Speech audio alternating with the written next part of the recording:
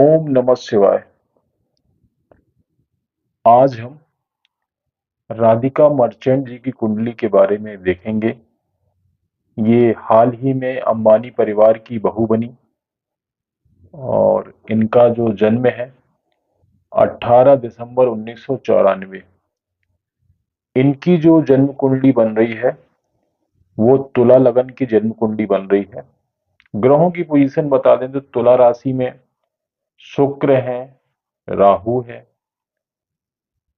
वृश्चिक राशि में गुरु है, धनु राशि में सूर्य और बुध है, कुंभ राशि में शनि है, मेष में केतु, मिथुन राशि में चंद्रमा और सिंह राशि में मंगल। ये ग्रहों की स्थिति है। ग्रहों की बात करें तो शुक्र अपने ही घर में तुला राशि में स्वक्षेत्री होते हैं और शुक्र जो है लग्नेश भी है, लगन के स्वामी भी है और राहु की युति है। शुक्र राहु की युति अति उत्तम मानी जाती है, व्यक्तित्व को बढ़ा देती है। सारी सुख सुविधाओं को, इनके व्यक्तित्व को बढ़ाना शुक्र का काम है। तो शुक्र स्वग्रही है, ये सबसे बड़ा योग बोल रहा है। और जितनी भी इनको चीजों में इनको प्राप्ति हुई है, धन संपदा की, परिवार की, कहीं ना कहीं इनके लग्नेश के स्ट्रांग होने के, स्वग्रही होने के कारण और अपने घर में बैठने के कारण, शुक्र के कारण जो है इनका व्यक्तित्व बन रहा है और इनको इतना ज्यादा बड़ा परिवार, धन की प्राप्ति और सारी सुख सुविधाएं, और साथ में राहु की जो युक्ति हो रही है वो बहुत ज्यादा इंक्रीज कर रही है। गुरु की बात करें तो गुरु देखिए वृश्चिक राशि में बैठे हैं, मंगल के घर में, मंगल अपने मित्र राशि के घर में बैठे हैं और गुरु की पांचवी दृष्टि मीन राशि में अपने ही घर में पड़ रही है। गुरु की पांचवी दृष्टि अपने ही घर में पड़ रही है और सातवीं दृष्टि अष्टम भाव में और नौवीं दृष्टि कर्म भाव में। तो गुरु की जो दृष्टि, पांचवी दृष्टि छठम घर में जो पड़ रही है, जो कि सुख सुविधा, सॉरी, जो कि रोग ऋण शत्रु का घर होता है, वहां पे अपने घर में पड़ रही है। तो गुरु की दृष्टि के कारण के रोग ऋण शत्रु कंट्रोल दब रहे हैं, ठीक हो रहे हैं।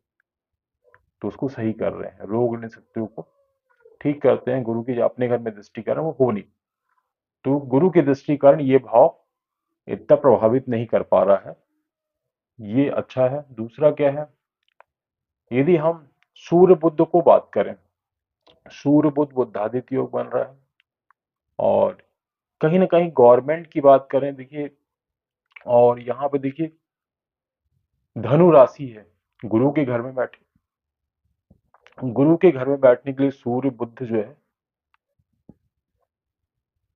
इनको पावर मिल रही है, इनकी जो है पहचान बढ़ रही है। तो यहाँ पे इनके जो संबंध बन, मतलब जो है इनकी जो पहचान बन रही है और इनका जो इनको पावर मिल रही है, कहीं ना कहीं सूर्य और बुध के कारण मिल रही है। सूर्य जो है लाभ भाव के स्वामी है और बुध नवम भाग्य भाव के और व्यय भाव के। तो ये सूर्य बुध भी एक अच्छा योग बन रहा है। शनि की बात करते हैं हम इसके बाद। शनि कुंभ राशि में अपने ही घर में बैठे हुए हैं और ये चतुर्थ भाव के स्वामी है। शिक्षा का क्षेत्र हो, संतान प्राप्ति का क्षेत्र हो, यहाँ पे ये काफी अच्छा योग बन रहा है। देखिए, और ये क्या, मंगल की भी दृष्टि पड़ रही, शनि मंगल की दृष्टि पड़ रही। पुत्र भाव की यदि बात करें तो ये पुत्र संतान प्राप्ति का योग भी काफी स्ट्रांग बन रहा है, काफी अच्छा बन रहा है। मंगल और शनि के कारण पुत्र प्राप्ति भी है और ये कहीं ना कहीं इनको जो है शिक्षा के क्षेत्र में भी आगे जा रहा है। और ये स्वग्रही शनि जो है अपने ही घर में जो बैठे हैं शनि, ये काफी अच्छा योग बना रहे हैं। कुंभ राशि में शनि का गोचर भी कर रहा है, तो कहीं ना कहीं ये जो है बहुत सारा जो चीजें हुई। अब देखिए इंपॉर्टेंस क्या है, मंगल मैरिज भाव के स्वामी है, यहाँ पे आपके लाभ भाव में बैठे हैं और दृष्टि शनि के ऊपर, शनि मतलब जो है पंचम भाव के स्वामी है, अपने घर में तो आपस में संबंध बन रहा है। सूत्र ये कहता है कि जब भी पंचम भाव का सप्तम भाव से संबंध बन जाता है तो इनका जो है लव मैरिज होता है। तो यहाँ संबंध बना हुआ है, लव मैरिज इनका जो है पहले से ही मतलब एक दूसरे को जानते थे और यहाँ पे संपन्न हुआ, विवाह हुआ, काफी अच्छा हुआ। तो यहाँ पे दो ग्रहों का जो है युक्ति कारण ये सारी चीजें हुई। केतु बैठे हैं, केतु यहाँ पे जो बैठ गए हैं सातवें भाव में, तो केतु का जो है, केतु का प्रभाव, हालांकि केतु जो है मंगल के घर में बैठे हैं तो ठीक करेंगे, लेकिन केतु कहीं ना कहीं कुछ जो है स्वास्थ्य जो संबंधी प्रॉब्लम है, ये जो भाव है जातक के अ, पति भाव का है, तो यहाँ पे कहीं ना कहीं हेल्थ जो अ, उनकी दिखा देखा गया है कि जो है थोड़ा सा अनंत अंबानी की कुंडली, अनंत अंबानी की हेल्थ की जो प्रॉब्लम है वो बनी हुई है, इस कारण केतु का प्रभाव यहाँ पे प्रभावित कर रहा है, तो इस कारण से हो रहा है। ये प्री डिफाइन कह सकते हैं इस चीज को कि कुंडली में पहले से निहित था और वैसा संबंध बना भी और वो चीजें फेस भी कर रहे हैं, तो कहीं ना कहीं केतु अपना प्रभाव दिखा रहा है।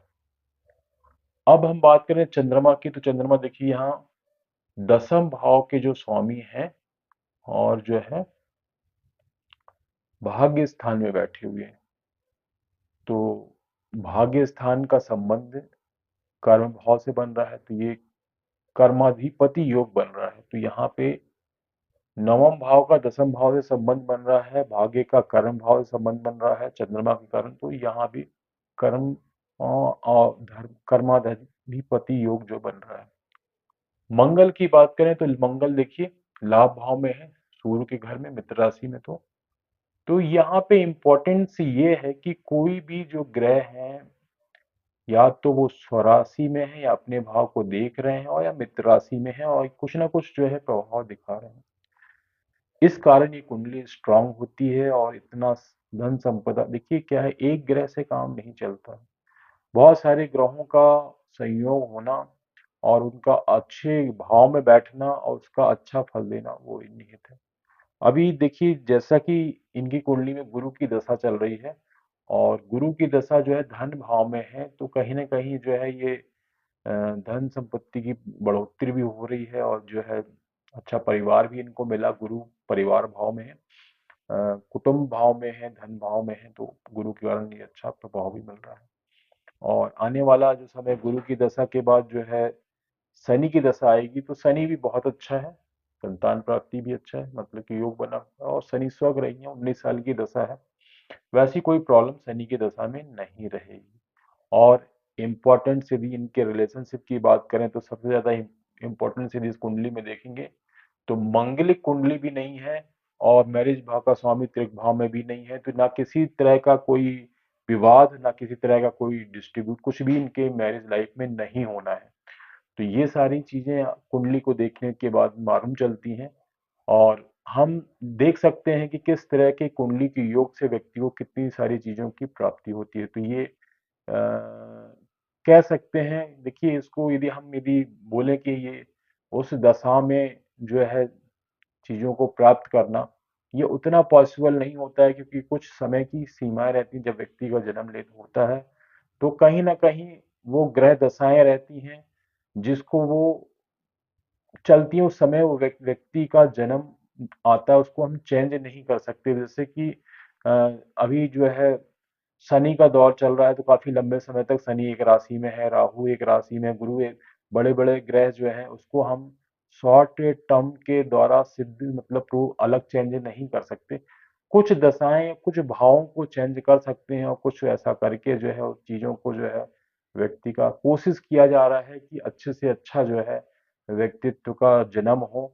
और लेकिन जहां तक पूरा जो पावर है वो भगवान के ही पास रहता है, जो आदमी को उतनी अच्छी जो है ग्रह दशाएं मिलती हैं, उतनी अच्छी जो है उनकी उनको भाव मिलते हैं, ग्रहों की पोजीशन मिलती है, कहीं ना कहीं ये जो है पूर्व निर्धारित है। तो इस तरह से हमने देखा, राधिका मर्चेंट जी की कुंडली के बारे में डिस्कस किया और काफी कुछ समझ में आया।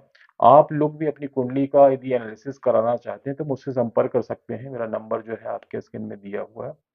तो ये था राधिका मर्चेंट जी की कुंडली। धन्यवाद।